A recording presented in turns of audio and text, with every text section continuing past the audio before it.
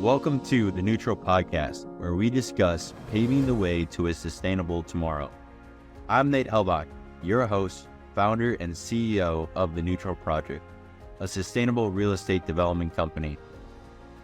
Join us each week as we host world-renowned guests and explore dynamic landscapes of real estate development, alternative investing, sustainability, forestry, urbanism, and new cutting-edge carbon-neutral construction materials that are shaping the cities of tomorrow. Welcome back to the Neutral Podcast. Today I'm joined by Ricky McLain, who holds a bachelor's in civil engineering from the University of Maine and a master's in structural engineering from Norwich University. He now leads WoodWorks growth and innovation program, working on projects' technical design support, resource creation, and growth opportunity, facilitating related to areas such as tall mass timber construction. A structural engineer with a passion for guiding teams and individuals to success, Ricky thrives on problem solving and finding optimized solution. One of the things that we've been able to collaborate with Ricky on is a few of our projects here at the Neutral Project, one of them being Baker's Place and more recently the Edison. And Ricky has been a tremendous resource for us as a firm and company. Welcome, Ricky. Thanks for joining.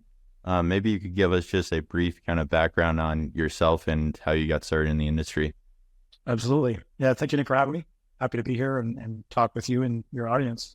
So as you mentioned, my name is Ricky McLain. I'm with WoodWorks. My background is in structural engineering.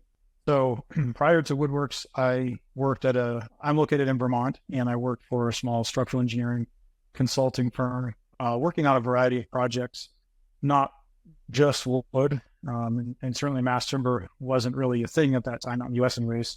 So worked there for about 7 years out of college, and then have been with WoodWorks for about 9.5 years since then.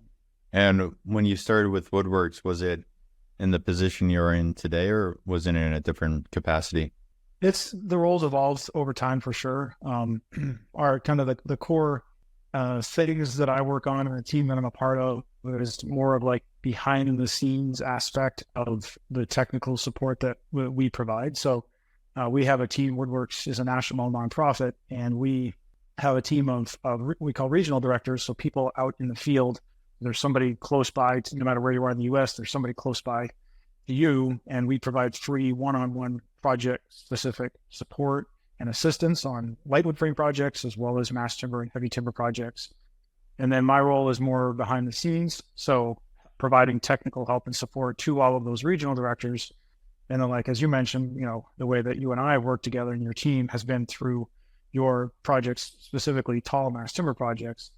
And that is an area that I tend to focus a lot of my time and effort is on tall mass timber projects all throughout the U.S. So working with the design teams and the development teams on those projects, understanding the code implications, as we'll talk later about, how the code has evolved and what does that mean, or how you design these types of projects. And then also creating resources, sort of trying to anticipate what the questions will be and then having answers at the ready through the form of, blogs or articles on our website, written, published documents and white papers, presentations and videos and those types of things to be able to be a free resource. It's really our role in the industry is to help break down barriers, solve challenges, to facilitate the use of wood, both lightwood frame construction and mass timber in, multifamily, commercial, retail, institutional, all of the above types of projects. And why is WoodWorks doing this? Are they funded from like a government agency that allows them to do this to kind of promote more wood in the U.S.? Yeah, we do receive some funding from the USDA, Department of Agriculture, through the Forest Service. We do also receive majority, or at least over half of the funding that we receive is through the Softwood Lumber Board, which is a checkoff program. So, people are probably familiar with other checkoff programs where it's essentially in industry, say the milk industry, dairy industry, avocado industry, whatever, beef industry.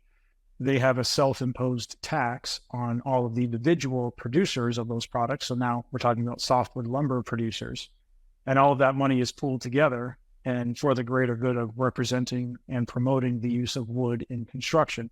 So that money goes to the Softwood Lumber Board. Then they distribute it primarily through three programs.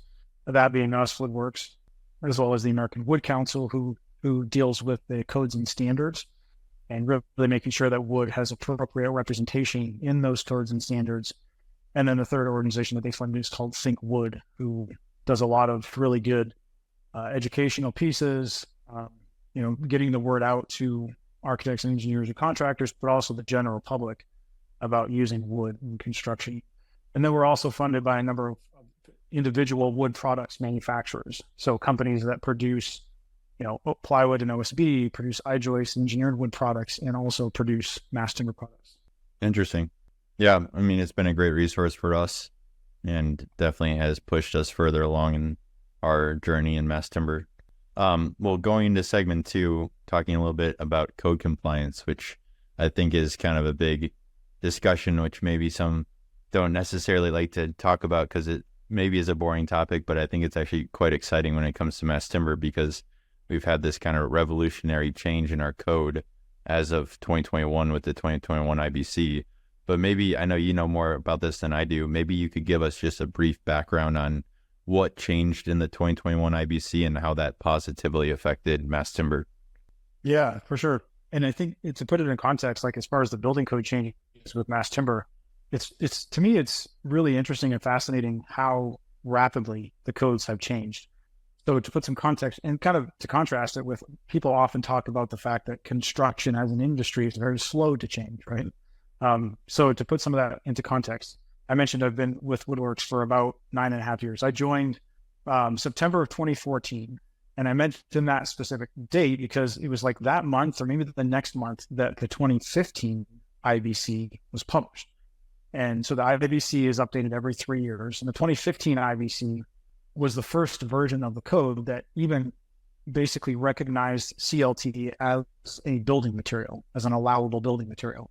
So prior to that, glulam has been in the code for years and years, or just, heavy timber decking, tongue and groove plank decking, those types of things. But no, what we call kind of the modern style of mass timber construction. So that was 9.5 years ago, there was essentially no mass timber panels anyways in the building code.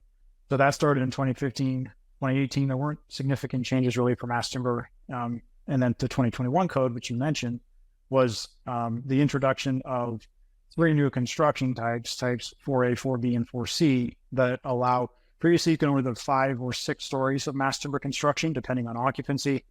And then with the 2021 code, what was introduced was you could go up to 9, 12, or 18 stories with mass timber. As you go taller, more and more of the wood needs to be covered with non-combustible materials, which usually means gypsum wallboard.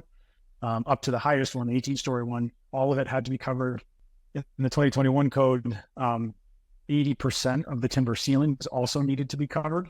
So if you wanted to have a mass timber building where all of the timber was exposed, and we say exposed on the interior of the building, your ceilings, your beams, your columns, your walls, you were capped at 8 or 9 stories still. So it's a very positive change to have those new construction types. But what a lot of projects were wanting to do was sort of a combination of like, allow us to expose more mass timber, but go taller, so like in that 12 to 14 story range, then you were looking at covering most, if not all, of the mass timber. So that's what changed in the 21 code. Now that we're on the 24 code, or at least that's the most current published version, the big change, there's like 3 significant changes in my mind in the 24 code, but the most significant one was the fact that type 4B, that one that allows you to go to 12 stories, that has now changed to, rather than 80% of the timber ceilings need to be exposed, need to be covered, they can all be exposed. So it went from a 20% allowable exposure to a 100% allowable exposure. And so that's really opened up doors for projects looking to go, 10, 12, even 14 stories, if you do a couple stories of a concrete podium, to be able to expose the vast majority of the timber while still gaining heights that weren't previously allowed. Yeah. And my understanding, Ricky, about the type 4B, which would allow you to go to 12 stories, is it's either 12 stories or is it 180 feet? So you could be 12 stories, but on a podium of 3 stories. So then you'd be at 15 stories technically. Exactly. Yeah. The way the code words it is the story count is from the top of the podium. The building height, which is 180 feet, is from average grade plane. So essentially ground level. So yeah, you could go 12/4 possibly if you can get all 16 of those stories within 180 feet. So yeah, you can manipulate that. Or you could go 11/6 or whatever you want to do, as long as you don't exceed 12 stories of a podium and 180 feet from grade. Yeah. Yeah, because that's what we did with Baker's Place, and it's worked out pretty nicely.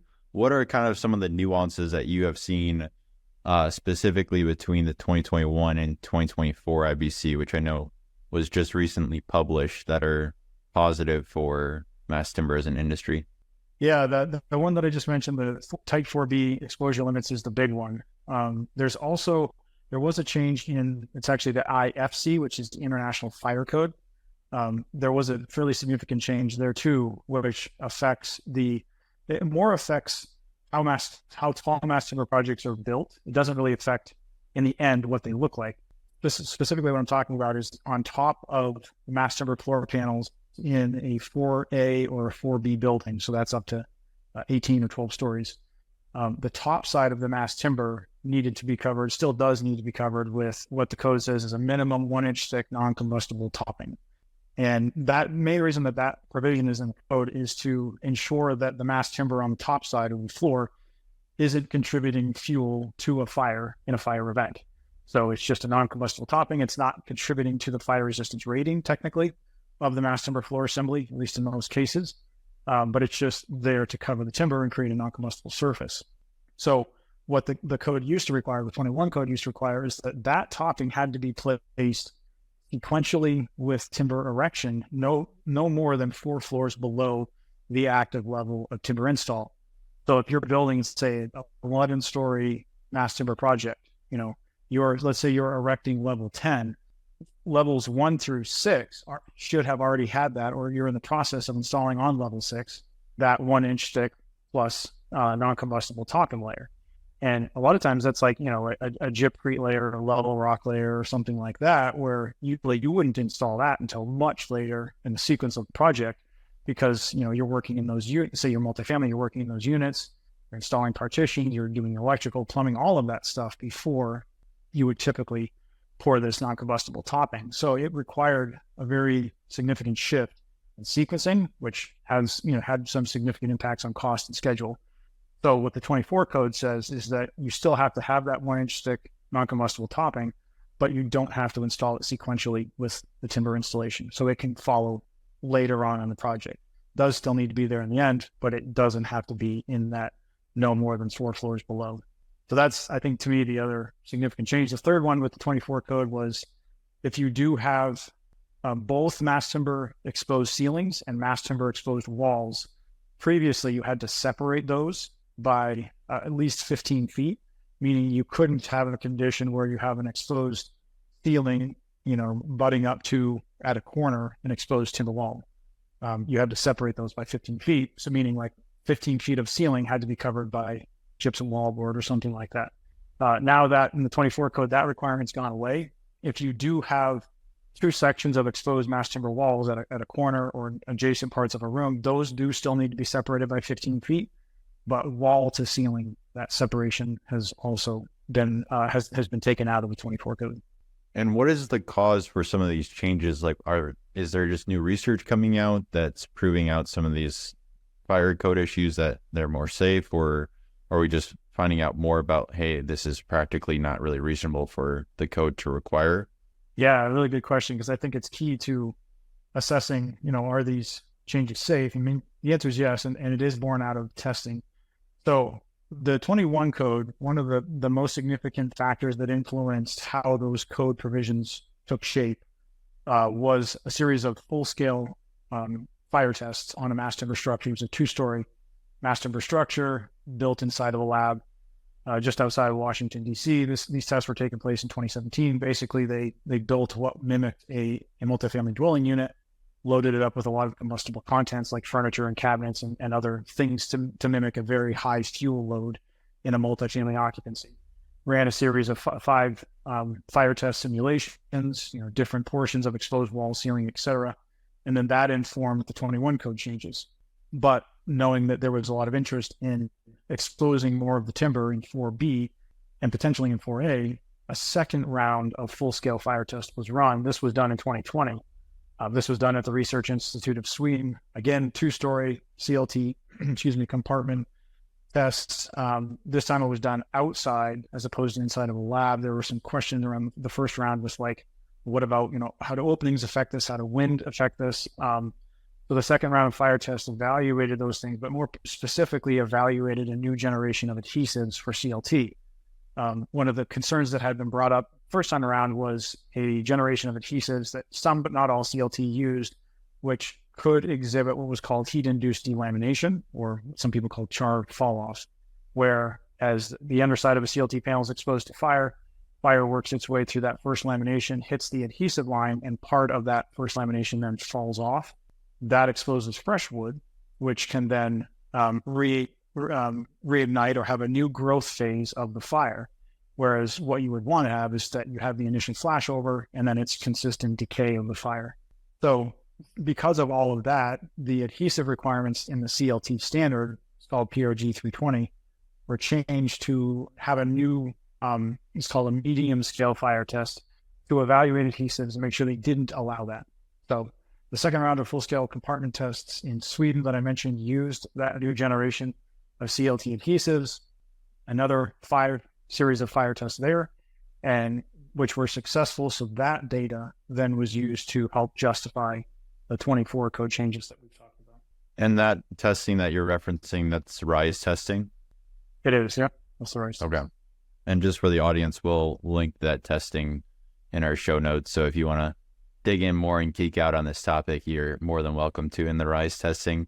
One note that I wanted to ask Ricky on the adhesive, because we've had both the CEO of KLH and Bindeholz on the show before, and we've talked a lot about actually adhesives and how the European adhesive is different from how the US adhesive that's required for CLT. And so is it my understanding that it's the I think it's XB, is that right? The adhesive name in Europe, and then it's like XBS or something like that. That's the US. Is that that's the differential that you're talking about?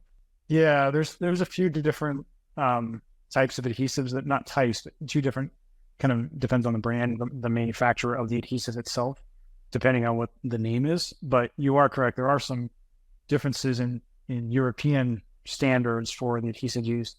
And that's why we've seen the European CLT manufacturers who are importing to projects in the US get certified according to our PRG 320 standard because of those additional adhesive fire tests that are required.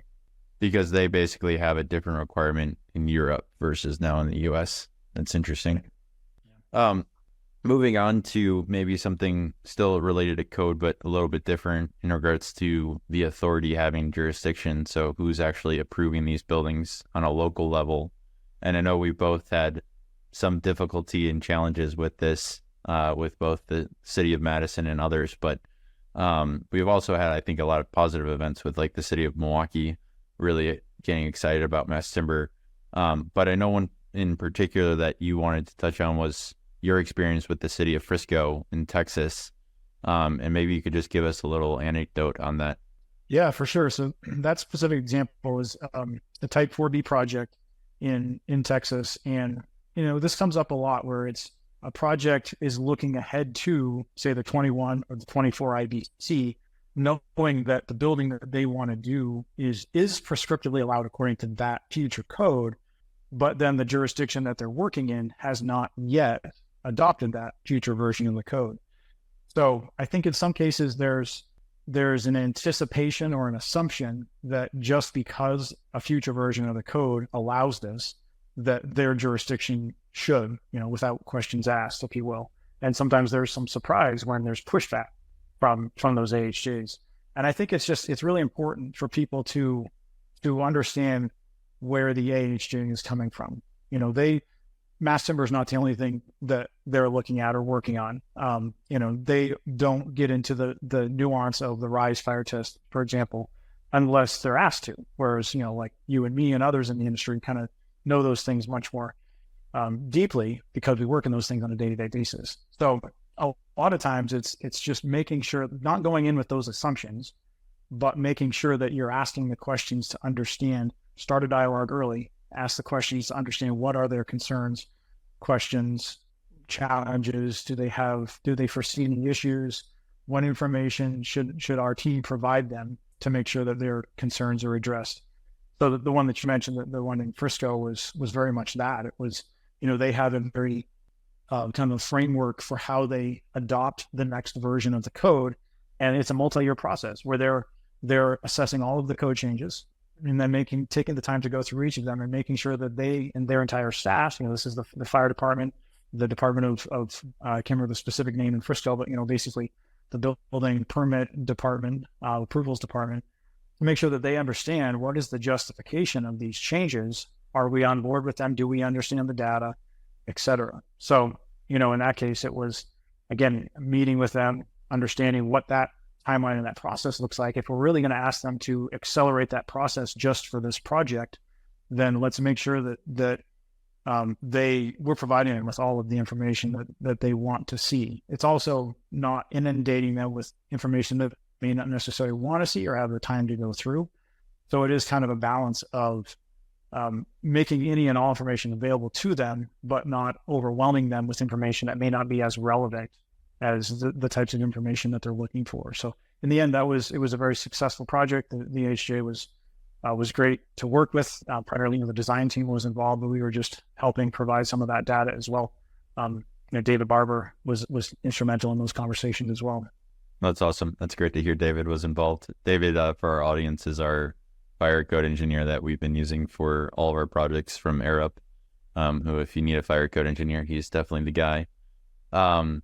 One thing I wanted to ask you, Ricky, was what was the initial kind of approach with this AHJ in Frisco? Was it you're going under 2021 IBC and asking for variance based on the 2024 IBC, or were you going to ask for a variance to just be approved and reviewed under the 2024 IBC? I believe it was the first phase that you mentioned where they're going under the 2021 IBC, but asking for that specific allowance of the 24 code. Because, if you start looking at the 24 code, then there's other things that changed in the 24 code, which may not necessarily impact the use of mass timber, but they could impact other aspects of the building. And I'm not saying necessarily one route is better than the other, but that was the route chosen for this particular project. Yeah, we're actually doing an internal analysis right now to understand what those other impacts are, because one thing I think I find myself forgetting is that the 2024 IBC talks about a lot of other practices other than mass timber, right? It's electrical, it's fire protection, it's plumbing, it's your whole building. And so if you're kind of monomaniacally focused on one aspect, which is mass timber, and you're like, oh, it's better for this, but you might be shooting yourself in the foot because it could be more stringent for other things, which maybe we're already doing, but we just don't know what those are. So right now we're actually going through an exercise to kind of do an analysis to see what the differences are between 2021 and 2024. What do you think are maybe some challenges that you've seen in other markets with kind of getting the authority, having jurisdiction on board with mass timber, and have they been overcome, or has it been kind of a slam door in your face? Yeah, in particular, I'm thinking you're probably asking, about tall mass timber projects. Like, I think what a lot of the questions or concerns, were centered around things like, most of it centered around fire, but various aspects of fire topic. And so some of those concerns are, things like, is it safe to, from a firefighter standpoint perspective, is it safe to enter a building, understanding the residual strength, structural property capacities of mass timber in a fire event? So that's part of it. Certainly I know one of the experiences that you had centered around things like time to flashover, and what does flashover mean in a mass timber building, and what is the heat release of a flashover in a mass timber building. And, so some of those, sometimes they're very basic questions, meaning, what's the fire rating? What's the construction type? But most of the time they're more of these nuanced conversations. And, maybe just to also mention what's really interesting is, as we look at like the market opportunity for mass timber, particularly for tall mass timber, it's receiving a lot of attention and focus as it should. But in terms of like the total number of tall projects done on an annual basis, there's about 100 tall projects done in the U.S. What we call tall, meaning let's say 8 stories or more. So about 600 of those projects done on an annual basis in the U.S. This is data from Dodge. And then like not tall projects or perhaps all projects, but not just tall exclusive, like there's about 17,000 projects done in the US on an annual basis. So the market, total versus just tall is obviously much smaller if you look at just tall. And then if you look at those tall projects, they're concentrated, about half of those total are concentrated in 2 areas. You can probably guess what they are: New York City and Florida. And those are, I mentioned those 2 specific areas because those are the ones that have been most reluctant to adopt the newest versions of the building code. New York City is just recently had a huge overhaul of their building code and now does recognize CLT. You can do 7 stories of mass timber residential there, so some very positive changes happening there. And we'll see what happens in Florida down the line. But I know like the American Wood Council has really been working with those jurisdictions to educate them on what is mass timber and why is it safe. So I think that there's a lot of interest, and I think we'll just also see new tall mass timber projects happen where necessarily a tall project in and of itself wouldn't have been considered, but because of the new opportunities with mass timber, it's opening some new doors. Yeah. I think that's an interesting point, especially for our listeners, that you have all these codes published in 2021 and even now 2024 that allow basically anything you want up to 18 stories in mass timber. And you still have these challenges with the local authorities being able to actually adopt what's been published and is out there as really safe building code. And that's definitely something that we've faced in Madison and maybe less in Milwaukee. But I think it is a kind of key point for someone to consider when they're maybe going into a new market and thinking about building with mass timber, of really understanding what the local jurisdiction has done in the past and what their knowledge base is. One thing that you touched on, Ricky, was this idea of flashover. And I know it's something that we've been talking a lot about, but maybe for our audience, you could just give a little 2-minute clip on what flashover is and why it's important. Yeah, it's something that obviously is a big part of a fire, any type of a fire analysis, fire assessment, or a fire test. But it kind of in layman's terms, it's essentially the point at which all of the fire has reached its peak and all of the combustibles have ignited.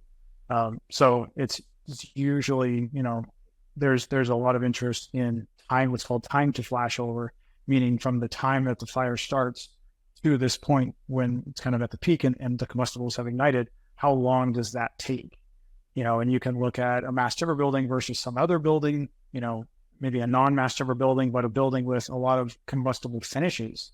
I think there's not as much focus there in terms of you can do a mass timber building and a lot of the mass timber is exposed combustibles. You can also do a non-combustible structure with a lot of combustible finishes, and what is the fire dynamics of those two? They may be, fairly similar. So that's kind of what this idea of flashover measures. And yeah, maybe if I could turn the question back to you, maybe, because I know that was one of the challenges that on Baker's Place, and what were some of the things that kind of the concerns were there and you had to address? Yeah, the concern was that RISE testing, which we talked about previously, did not address flashover and did not have a flashover test based on NFPA 285, which is basically, for those who don't know what NFPA is, it's a national fire code. But essentially what the fire marshal was concerned about was that there was not testing around the specific topic of flashover. And so he was concerned that in a wood building or mass timber building, tall mass timber building, that a flashover would occur more quickly because mass timber is considered a combustible material. And so we actually will add it to the show notes. We went to USDA Forest Products Lab in Madison, and we actually went through a pretty intensive flashover testing process with them. And what we found is that we don't hit flashover even with 100% exposure. And I think one of the things that I got to go and see the test, and one of the things that was interesting was you never see this like bright light of flash. And that's, I guess, what was described to me as why it's actually called flashover, because you actually see kind of this bright flash before it goes to that next stage of the fire development. And so, yeah, we went through all this testing and did multiple different exposure, ceiling exposure and wall exposure amounts, and we never hit flashover. And so that was kind of one of the big things that we went back to the city with and talked to them about of, hey, mass timber is safe. We're not hitting flashover. And really his main concern was not about the building, structurally not being viable after 2 hours. His concern was if he has firefighters going into the building to fight the fire between the start and the 2 hour period, he doesn't want, obviously, those structural components being potentially impaired. So, yeah, I think we could maybe geek out on that for a very long time, but we'll move on here to segment 2, which talks a little bit about kind of just mass timber building design and engineering. And I think it would be interesting, Ricky, given you've been in the industry so long, you've kind of seen the evolutions of the industry over the course of your career. Maybe you could just talk a little bit about what has changed in mass timber engineering over the last 10, 15 years. Yeah, I think a couple of things that come to mind are what I would call creativity and innovation in framing schemes, and I'll explain that in a minute, as well as advancements in lateral systems. So creativity and innovation in framing schemes. What I'm talking about there is like when a lot of the first mass timber projects were done, which, by the way, I'm not saying this is a bad way or an inefficient way to do it, because many mass timber projects still do it this way and it's efficient. But those initial projects were very much on, like when I think of structurally, how do we lay out a mass timber building, like a column grid and a beam grid? A lot of it was, looking at how would that building, let's say it's an office building, how would that building been framed if it were structural steel, concrete, or combination? And then basically adapting that for mass timber, maybe making the grids a little bit smaller, the spans a little bit shorter, but how do we kind of take that and adapt it, adopt it for mass timber? So that could be like a column grid of 30 feet by 30 feet with an intermediate beam and mass timber panels across the top. And all those beams are flush top, to the underside of the CLT. What we see a lot of is like this consideration, well, we need to consider how we're going to integrate all of the MEPF throughout the structure. And really, I think one of the big ways to do that from a cost standpoint is to minimize penetrations through the beams of MEPF systems. So how do we get more creative in our framing so we don't create this kind of box grid with a beam down the middle? So no matter which way you're going with MEPF, you have to penetrate something, or your drops completely below, which affects head height and floor to floor. So then we started seeing, projects get innovative where they're maybe shorten up the span in one direction, lengthen the span in the other direction. So you only have beams running in that long direction, panels span in that short direction, so that in between those beams, there's no beam going the opposite direction. That's kind of a clear chaseway. We've seen projects where you have double beam systems, but you stack one on top of the other, or you notch one on top of the other. That creates chaseways, between those beams, you create chaseways. So again, you don't have any penetrations. We see projects now where cantilever beams from a unit out partway into a corridor, and then a mass timber panel spans weak axis across the rest of the corridor width. There's just a number of ways like that. Like, the Limberlost Place project in Canada came up with this. Fastenep was the engineer that came up with this really unique style of structural grid and framing to create longer spans while still using mass timber. It's the use of composites and hybrid systems that have also kind of unlocked a lot of longer spans, but also just spans that couldn't previously be done with mass timber. So I think that's where a lot of the change has come. And then also, like I mentioned, in lateral systems, there's been a lot of testing over the past, again, 8, 9, 10 years on justifying CLT as a structural diaphragm. I remember some of the first projects that I worked on, projects in California, where it was a CLT floor deck, but because CLT didn't have a code recognized diaphragm capacity, they had to cover the entire CLT deck with 1/2 inch plywood or 3/4 inch plywood as the diaphragm, and it's like, what's going to actually take the structural loads? Is it a 5, 6, 7 inch thick CLT diaphragm, or is it a 1/2 inch thick sheet of plywood or OSB? I mean, we all know what's going to take the load, but because that 7-inch thick CLT diaphragm didn't have a code recognized diaphragm value to meet code, they had to use this topped diaphragm. So advancements with CLT shield walls, so now those CLT shield walls and CLT diaphragms are in the code. And then what's happened more recently with the 10-story shake table test to justify, CLT rocking shield walls and lateral systems that will provide a way to frame taller mass timber buildings with lateral systems that are also timber. Because right now, pretty much all of those projects that are tall have non-timber lateral systems, concrete cores or sharply steel brace frames. Yeah, I've been watching the 10-story mass timber shake table test, and it's so fun to watch. This like huge, big tower, basically, of Babel that gets shaken on this huge table. But we'll add it to the show notes for those who want to see it. But it's at, I think, University of Southern California, or where is it, Ricky? Yeah, UCSD, California, San Diego. That's what it is. Yeah, UCSD. And it's basically industry funded, is my understanding, with some also WoodWorks might be funding it, and USDA, I think, is funding it as well. But basically it's for us to really understand if CLT has capacity to use it for tall mass timber in high seismic regions. Is that right, Ricky? That's true. And the other thing that it does is also look at kind of beyond code requirements in terms of resiliency, meaning, you can design a tall project for code requirements for lateral, for seismic. But that doesn't necessarily mean that there won't be a lot of damage to that building after that seismic event, even if you meet code minimum requirements. What this testing is doing is, yes, it's doing what you're talking about, which is right now you can't do CLT shear walls in a building taller than 65 feet. This is a 10-story structure, which is obviously taller than 65 feet. So it's, number one, providing a code path for taller CLT shear walls. But particularly one of the things it's looking at is what's called rocking CLT shear walls, which uses a system of, oftentimes they're post-tension. So down the center of the CLT shear wall, there's a rod or a cable or something that's under tension. As that wall wants to rock back and forth in a seismic earthquake event, that member that's in tension wants to bring it stable, upright.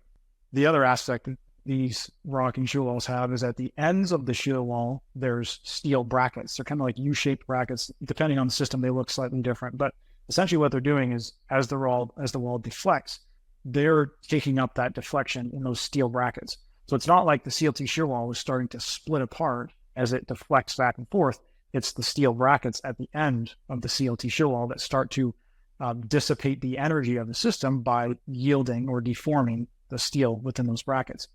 So that after a seismic event, all you have to do is come in, unbolt those steel systems, put new steel systems in at the ends of those CLT shear walls, and the structure is back to its design state. So it's more resilient. It allows reoccupancy of the building that much sooner as well. Interesting, because right now we could build a seismic CLT shear wall, which would be code approved. But if we did that, you're saying that we would basically, after a seismic event, would have to go in and replace all the CLT? Not necessarily that. I mean, number one, if you were to do that, the code does limit you to 65 feet. So that's part of the main limitations. You're going, 4 or 5 stories. And it's not so much that. You might have some deformation at the ends of the CLT shear wall as it deflects. The very corner of the CLT shear wall might have some deformation, kind of crushing at the end there. It really depends on how it was designed originally. You might also have yielding of, if you had clip angles along the base of that CLT shear wall, as the wall deflect, it might yield or bend some of those clip angles. So those might need to be replaced. Really, again, it depends on how it was originally designed. Interesting.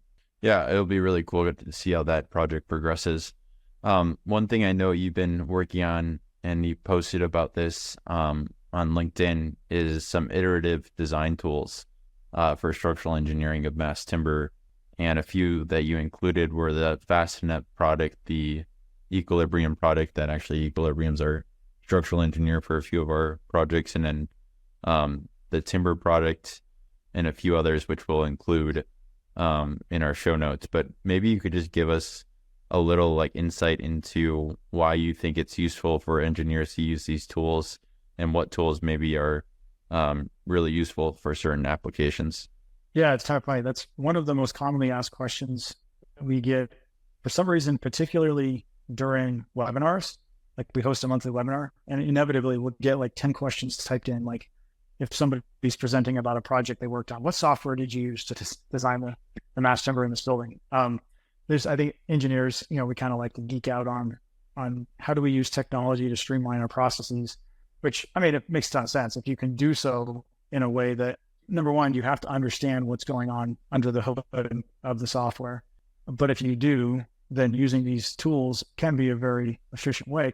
And a lot of the reason for that is because a mass timber design is by necessity very iterative. It's like we talked earlier about options for like grids and spans and spaces, and like, maybe you haven't walked into a specific grid yet. So you want to give your client, your architect, some options. What would it look like if the grid was this, if the grid was that? What if it's, we haven't talked really about fire resistance ratings and construction types, but those also influence the size of the timber members. So what if we go type 3A and everything has to 1 hour rated? What does that do to the timber sizing? Therefore, what does that do to the span? If we're 3B, it has a 0 hour rating. What does that do to the timber sizing of the span? So it allows you to quickly run through a number of scenarios. And there's a lot of like key metrics or KPIs, if you will, that you can kind of use as benchmarks or rules of thumb. TUI is something that I like to talk about a lot. Timber use intensity. It's kind of like EUI, energy use intensity. It's basically just a way to measure how much fiber volume of timber are you using on a per square foot basis of building. And, you can just do several grid scenarios and say, okay, well, maybe this one has a TUI of 0.8 and this one has a TUI of 1.1. Well, the 0.8 it means it's a more efficient use of timber on the same square foot of building. So you can kind of use some quick rules of thumb there. Some of those tools that you mentioned too also will create some graphical representations of the different systems that you're looking at, which again, it's not something you're going to put on a set of drawings, but it's helpful to illustrate to your client, whether that's developer owner or maybe even talking with an AHJ or the architect or whoever. It just helps visually communicate. These are the options that we're looking at, and these are the impacts of those options. Yeah, that's something we've been working on with Forefront Engineering lately. Is they have this, I guess it's a research lab called Intricacies, and they've developed a few of these tools, and one of them specifically is focused on reducing the amount of fiber to really optimize the grid so you have the least amount of fiber, because that's where the cost is for us as developers. If we need more wood, it's going to cost more. If we need less, it's going to cost less. And it's been so interesting because they'll run like 20, 30 different iterations of a grid, and then they'll quickly come up with the best one. And I'm like, this is quite impressive. So yeah, very fun to watch those tools and work. Yeah, Josh and Eric, Josh Schwartzbach and Eric Gunther in particular. Eric's a wizard with that stuff. I mean, it's funny, some of the stuff to like post on LinkedIn, like he uses that tool, but to like optimize some like plant hanger that he built over the weekend. But he's a wizard with that size of computational design. Yeah, they've come up with this interesting point supported hallway for us for one of our projects, and it's actually really efficient because, as we were talking about earlier, with us having MEPFP penetrations running through beams, it's really unfortunate to have that in hallways, especially in your main corridor, because your ceiling height is so much lower then. So if you can have an open ceiling with no beams and point supported columns on both sides, it makes like so much sense. And it seems intuitive, but I think for some of us, it's like, well, it's also kind of counterintuitive because you're kind of forgetting about your overall grid. But yeah, they came up with that, and it's like, this is great. So, I think no, go ahead. No. I was just gonna say, I think it really illustrates that it's not just one thing. Like I know I'm guilty of this, and I've heard others do too, where like you really harp on that volume of wood as being like a big, if not the only cost factor, when in reality, it really has to be part of a bigger picture. Like, yes, volume is important, but it shouldn't be the only factor in choosing, a grid, for example, because like if you have this really optimized volume of wood, but that means like you have to have twice as many picks, in terms of like number of pieces of timber that you're installing. Well, one of the benefits we often talk about with mass timber is it's fast install. Well, now you maybe have reduced that significantly in order to minimize your volume, but it's caused you to increase your number of picks. And I'm not saying that those are one-to-one relationships, picks versus volume, but you do have to consider those things. In penetrations, like you look at a number of penetrations on per 1,000 square foot basis or whatever, like production rates of install, floor to floor height, for example. Like there's a bunch of pretty key factors that really should all be considered. And, kind of have this vision for a while of like creating some type of like a spider chart where you put all these inputs into it. And then, it eventually helps you visually see, okay, these are your three options you're looking at. This one is going to benefit you more in terms of your number of pick points, your volume of wood, but maybe it requires more penetrations, and then this one has these other benefits. And then from there, I always say start with why. Like go back to why are you using mass timber in the first place? Whatever one of those options most closely aligns with your reason for using mass timber, like that should help inform that decision. If you're using mass timber because you need to get the building up and occupied by a certain date, well, you should probably follow a design path that allows you to use the minimum number of pieces and or the most constructible pieces or whatever. So that also should help inform design. Yeah, I definitely think that would be a useful tool if you want to develop that quickly. That would be amazing. But yeah, I think like we don't often realize how intricate this process is and how many considerations there are to maybe picking a grid or picking point supported versus non-point supported or all these different things that we're talking about. So having some sort of AI tool that's a huge spider web that just solves it for us would be amazing. Moving into segment 3 here and talking a little bit just of the cost of mass timber. And I think there's this kind of common maybe misconception, but maybe it's also founded in somewhat of a reality of mass timber costs more. What have you seen in your experience with mass timber and the cost of mass timber? Yeah, I mean, I love this question. It's also a hard question to answer because, I mean, when somebody says that, which I agree is true most of the time, but when you say it costs more, you have to really dig in deeper and say like, well, cost more than what? First of all, like what is the alternative that we would have used if this weren't a mass timber building?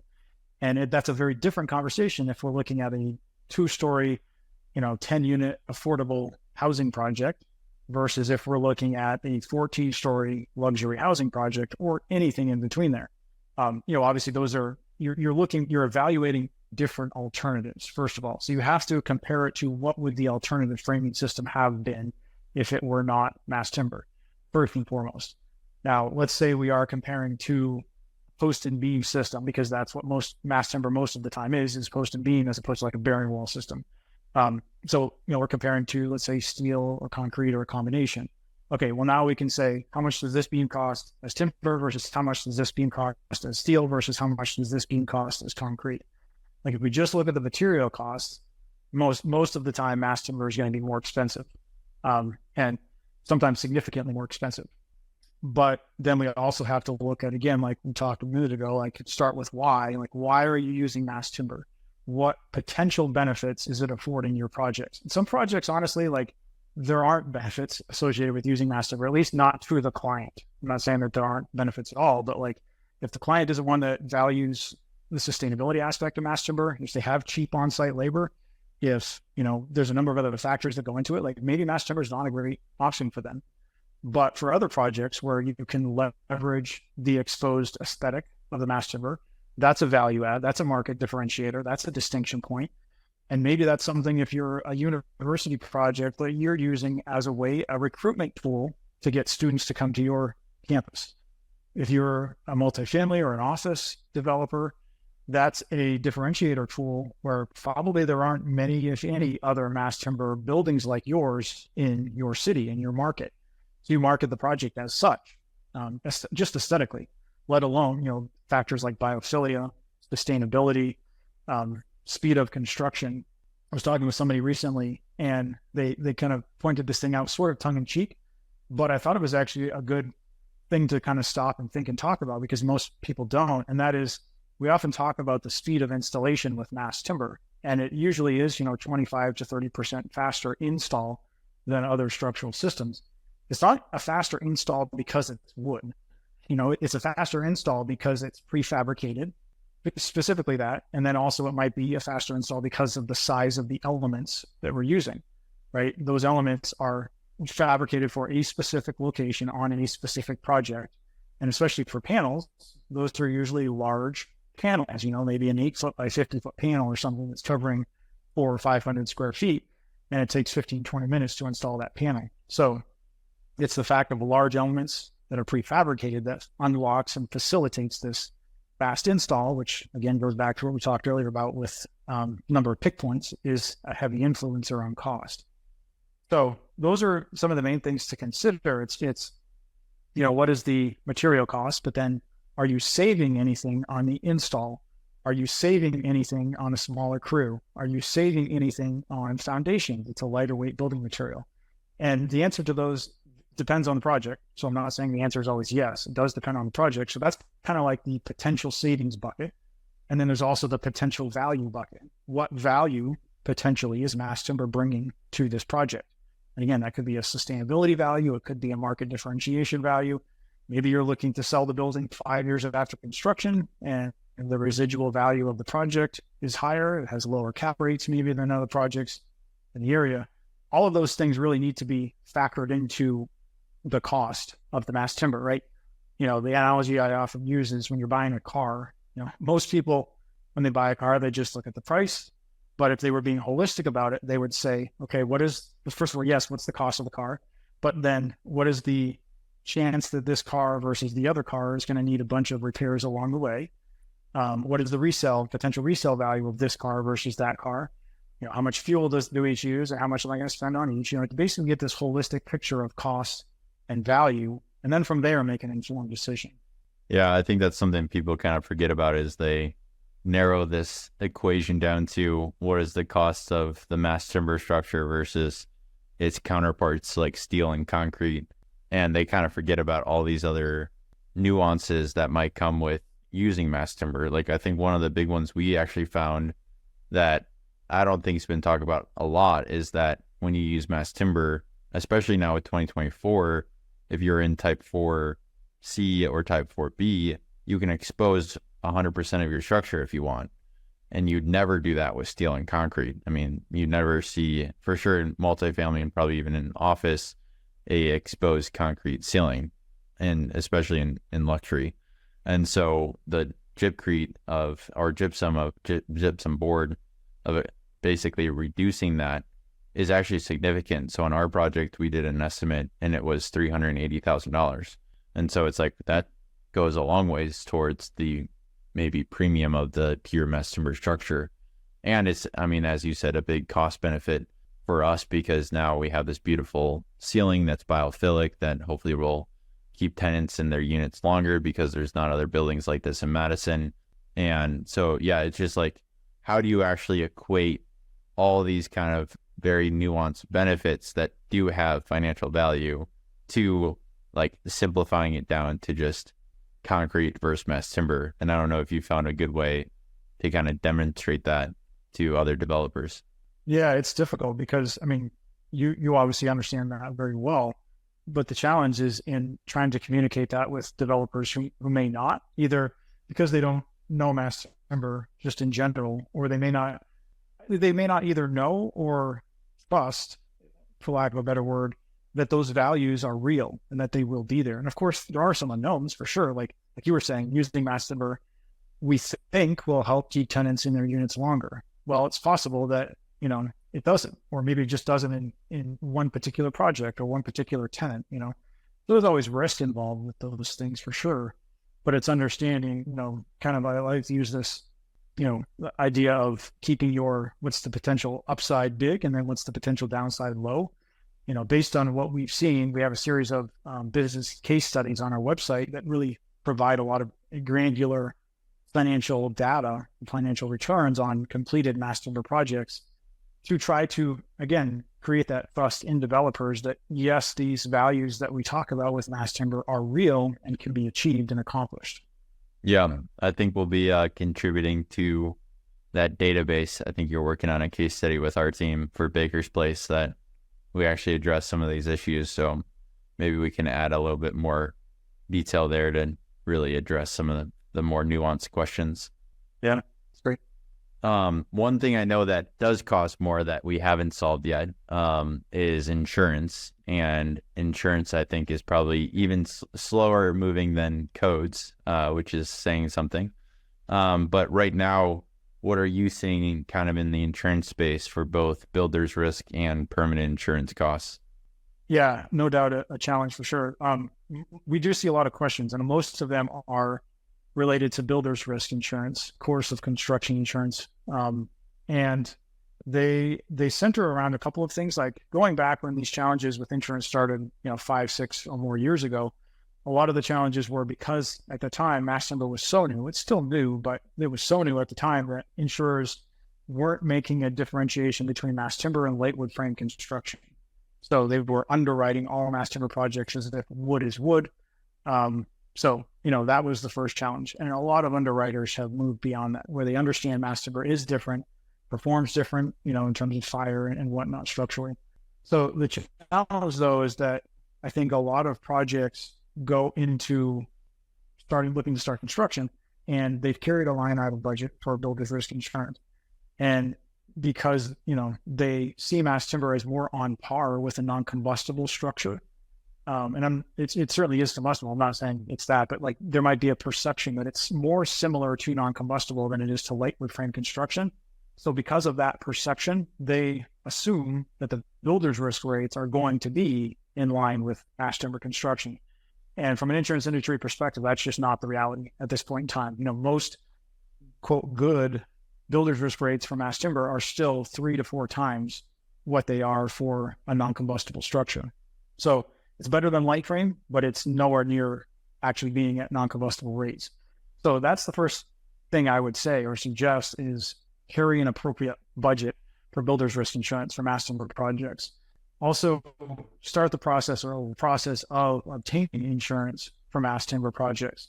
Depending on the type of project that you're working on, who you're working with from both a broker and underwriter standpoint, if they're experienced or not with mass timber, you're going to want to make sure you have, I would say at least 3 or 4 months before you need to actually have the policy in place. Start the process of gathering and collecting data that they're going to want to see to ensure that your project is competent. You thought through all of the things that they want to know about.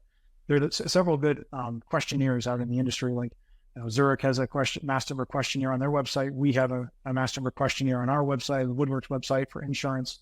Basically, the point with those is it's not like just check the boxes. It's read the questions to help you understand what the concerns from the insurers will be, and then provide the data to them as part of this kind of holistic package of information. So, those 3 things I would say: budget appropriately, start the process early, and then to the most extent that you can, work with experienced brokers and underwriters. Yeah, we'll include the mass timber insurance questionnaire, both WoodWorks and Zurich's, in our show notes, but that has definitely been something that has been crucial for us.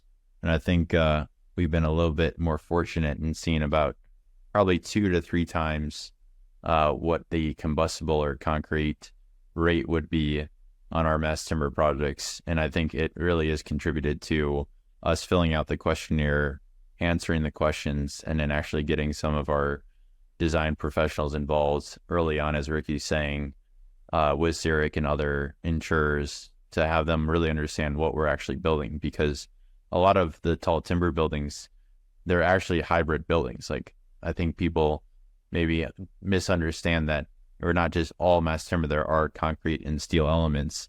And so when the insurance companies know what those elements are and the percentage of them, it actually, I think, helps them get a little bit more comfortable with, okay, well, this is a material we've been insuring for decades, and there's a percentage of the project that is something more new and maybe more risky, or there's perceived risk there. So we'll include that so people can go look maybe and see for themselves what they would actually have to fill out. Anything else, Ricky, that you think is important for maybe someone who's new to mass timber and really considering it that they should know about? the cost of mass timber or insurance of mass timber?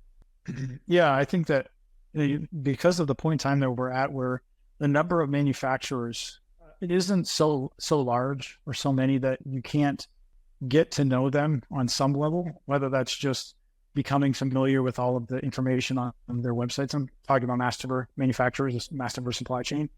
In terms of like, if we just look at CLT, we're somewhere between 12 and 15 manufacturers right now.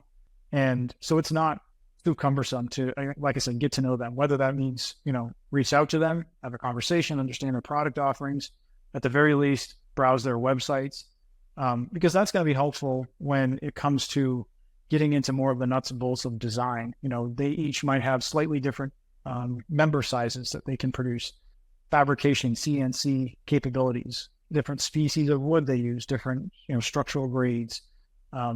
So understanding that just helps, again, is like another tool in the tool belt to help dial in design that much more. It's like you start with this rough napkin paper sketch, and as you get more and more refined, you need more data to help inform that design. And that's one of those critical pieces of data. Yeah. Moving into our last segment, because I know we're running up here on time. One of the things that I know you're passionate about is really getting the next generation of mass timber engineers and professionals involved in the industry. For someone who maybe is still in college that's listening or just graduating, how could they get started, and where maybe they could find some more resources to learn more about mass timber? Yeah, this is definitely something I'm passionate about. I get a lot of people that reach out to me where they're either a current college student or they're a young professional, and they've heard about or seen something related to mass timber. They're super interested in it, but they kind of don't know where to start, if you will.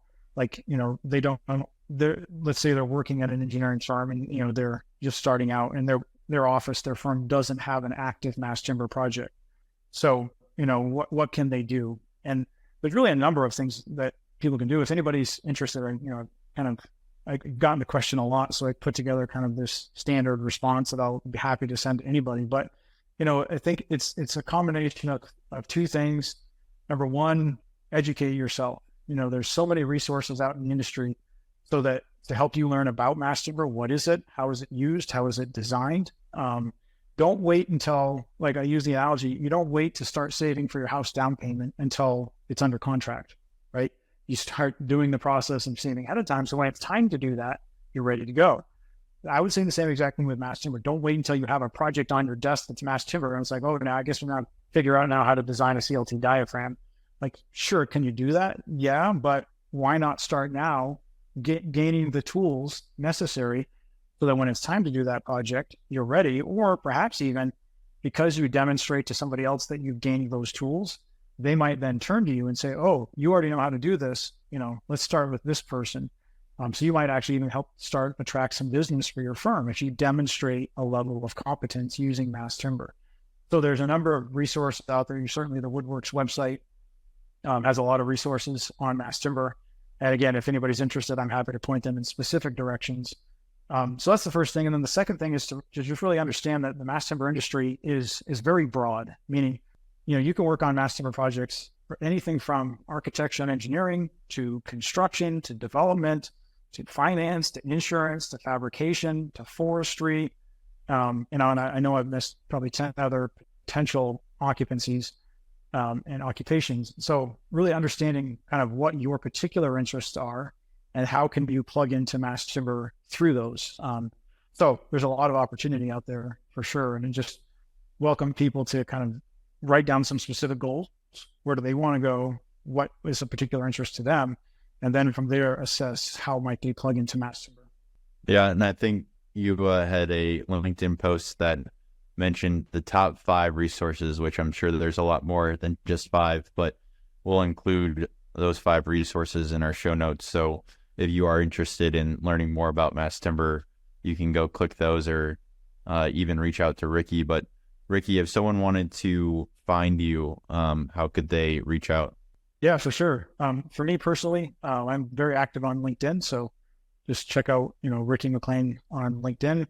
WoodWorks, woodworks.org is the best place to go. You'll see up in the upper right-hand corner, there's an orange button I think it's free project support or free project assistance.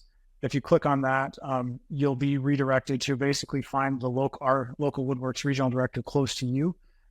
So that's somebody that I would recommend you reach out to, even if you don't have an active mass timber project, but you have interest, at least get to know them, tell them you're interested, get on our mailing list. We host regular events online and in person. So kind of get plugged into the WoodWorks ecosystem of resources and events. So I think those are the two places to go. Awesome. Well, I really appreciate you coming on the show, and thanks for those who are tuning in that are listening, and I will talk to you soon, Ricky. All right. Sounds great. Thank you, Nate. At the Neutral Project, we're not just building structures. We're building a legacy of sustainability, helping align your investments with a sustainable future. We'd like to thank you for being part of this conversation. For more information and to stay up to date on how we're reshaping the future through environmentally conscious development, visit our social media accounts or our website at theneutralproject.com. Thanks again for tuning in, and we'll see you next time on the Neutral Podcast.